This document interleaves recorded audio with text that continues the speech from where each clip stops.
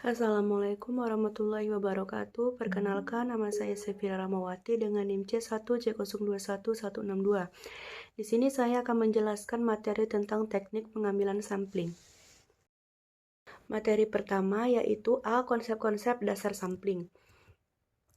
Salah satu hal yang menakjubkan dalam penelitian ialah kenyataan bahwa kita dapat menduga sifat-sifat suatu kumpulan objek penelitian hanya dengan mempelajari dan mengamati sebagian data kumpulan itu. Bagian yang diamati itu disebut sampel, sedangkan kumpulan objek penelitian disebut populasi. Bila jumlah unsur populasi itu terlalu banyak, padahal kita ingin menghemat biaya dan waktu, kita harus puas dengan sampel. Karakteristik sampel disebut statistik. Kita sebetulnya tidak tertarik pada statistik. Kita ingin menduga secara cermat parameter data statistik. Metode pendugaan inilah yang dikenal sebagai teori sampling. Ini berarti sampel harus mencerminkan semua unsur dalam populasi secara proporsional. B. Teknik-teknik pengambilan sampel. Secara umum ada dua teknik pengambilan sampel, yaitu sampel acak atau random sampling, probability sampling, dan sampel tidak acak atau non-random sampling, non-probability sampling. Dua jenis teknik pengambilan sampel di atas mempunyai tujuan yang berbeda. Jika peneliti ingin hasil penelitiannya bisa dijadikan ukuran untuk mengestimasikan populasi atau istilahnya adalah melakukan generalisasi, maka seharusnya sampel representatif dan diambil secara acak. Oleh karena itu, penarikan sampel jangan sampai biasa dan harus menggambarkan seluruh unsur dalam populasi secara proporsional. Hal ini bisa dilakukan dengan cara memberikan kesempatan yang sama pada seluruh elemen dalam populasi.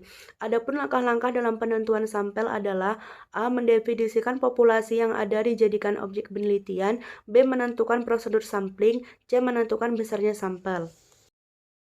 C. Pengambilan sampel secara sistematis.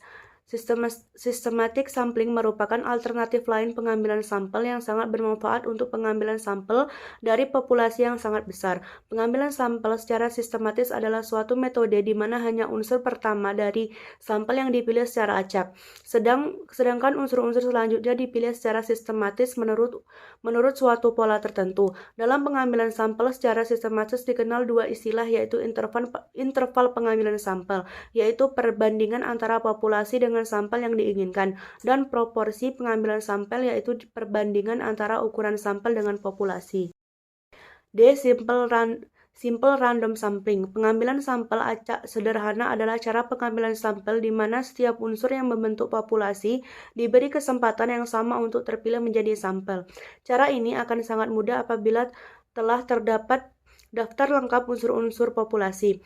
Prosedur yang cukup akurat untuk pengambilan sampel secara acak adalah dengan menggunakan tabel angka acak atau table of random numbers. Di samping itu dapat pula dilakukan dengan cara mengundi. Pengambilan sampel kelompok. Cluster sampling adalah teknik pengambilan sampel di mana pemilihannya mengacu pada kelompok bukan pada individu.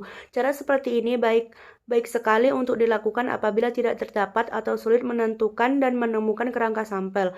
Meski dapat juga dilakukan pada populasi kerangka sampelnya sudah ada. Adapun yang termasuk pada cara ini adalah kuota sampel. Yang pertama yaitu kuota sampling, yaitu penarikan sampel yang hanya menekankan pada jumlah sampel yang harus dipenuhi. 2. Purposive sampling, pengambilan sampel hanya pada individu yang didasarkan pada pertimbangan dan karakteristik tertentu. 3. Accidental sampling, pengambilan sampel dengan jalan mengambil individu siapa saja yang dapat dijangkau atau ditemui. F. Menentukan besarnya sampel. Besarnya sampel sebaiknya sebanyak mungkin. Semakin besar sampel yang diambil umumnya akan semakin representatif dari populasinya dan hasil penelitian lebih dapat digeneralisasikan. Masalah besarnya sampel merupakan hal yang sulit untuk dijawab sebab terkadang dipengaruhi oleh dana yang tersedia untuk melakukan penelitian.